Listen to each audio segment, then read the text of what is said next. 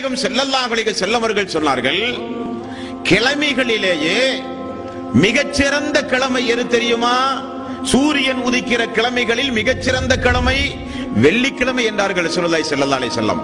அதைத் தொடர்ந்து அல்லாஹ்வுடைய ரசூல் சொன்னார்கள், வெள்ளிக்கிழமைதான் நம்முடைய தந்தை ஆதம் அலைஹிஸ்ஸலாத்து வஸ்ஸலாம் படைக்கப்பட்ட நாள். அந்த வெள்ளிக்கிழமைதான் நம்முடைய தந்தை ஆதம் அலைஹிஸ்ஸலாத்து வஸ்ஸலாம் சொர்க்கத்திற்கு அனுப்பப்பட்ட நாள்.